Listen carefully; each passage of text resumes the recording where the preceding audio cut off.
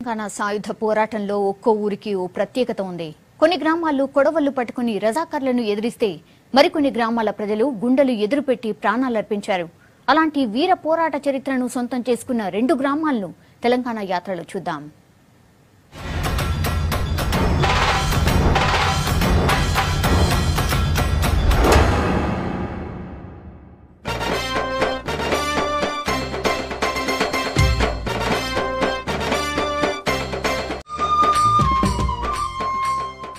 తెలంగాణ గడ్డకు ఓ ప్రత్యేకత ఉంది.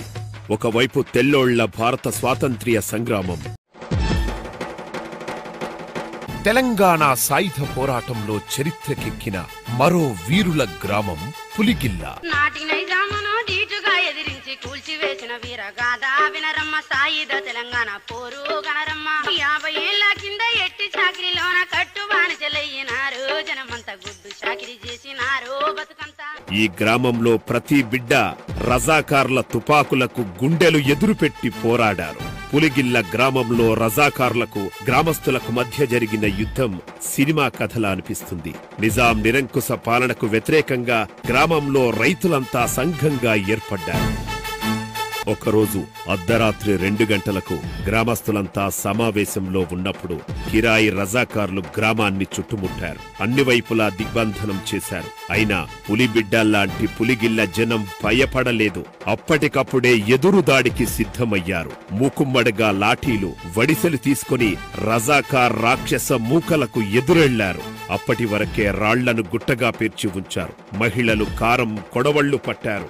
ఆ రాత్రి రజాకార్లకు, పులిగిల్ల ప్రజలకు హోరాహోరీ పోరాటం జరిగింది. 12 మంది గ్రామ యూతులు ప్రాణాలు కోల్పోయారు. ఈ పోరాటం గ్రామస్తుల్లో ఆగ్రహాన్ని పెంచింది, ఐక్యతను తెచ్చింది. తెల్లవారాక నిజాం సైన్యం ఈ గ్రామంపై మరిన్ని అరాచకాలకు పాల్పడింది. ఊళ్ళో కనిపించిన మగాళ్లందరిపైన కేసులు పెట్టి జైలుకు పంపారు. జైలుకు తరలిస్తున్న సమయంలో చాలా మందిని కాల్చి చంపేసి శవాలు కూడా కనిపించకుండా మాయం చేశారు. రజాకార్ల కృత్యాలకు పరాకాష్ఠగా నిలిచిన సంఘటన ఇది. ఆనాటి దాడిలో పాల్గొన్న వారి కుటుంబ సభ్యులు ఇప్పటికీ పాత జ్ఞాపకాలను గుర్తు చేసుకుంటున్నారు. పెద్దల వీరత్వాన్ని, త్యాగాన్ని తమ పిల్లలకు పోరాటగాథలుగా చెప్పుకుంటున్నారు. నాడు జైలు శిక్షలు అనుభవించిన వారి త్యాగాలకు గౌరవంగా వారి కుటుంబాలకు సమరయోధుల పింఛన్ అందుతోంది. ఇప్పుడు కూలిపోయి శిథిలావస్థలో ఉన్న ఈ బంగ్లాలోనే ఆనాడు అర్ధరాత్రి గ్రామాల రైతు సంఘం మీటింగ్ జరిగింది. ప్రస్తుతం ఈ ఆవరణలో ప్రభుత్వ పాఠశాల నడుస్తోంది. పులిగిల్ల తిరుగుబాటు చుట్టుపక్కల అనేక గ్రామాలకు స్ఫూర్తినిచ్చింది.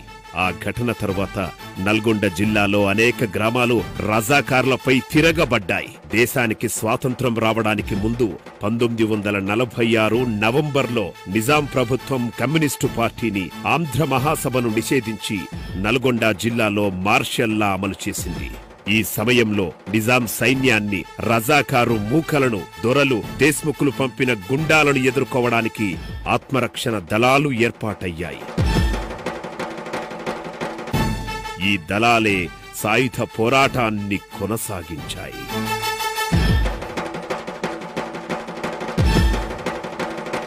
రక్తం వరదై పారిన తెలంగాణ కడుపు కోత ఏమని పాడాలి నేను ఈ పాట. గాయాలే గుండె నిండా ఎత్తెను పోరాట జెండా.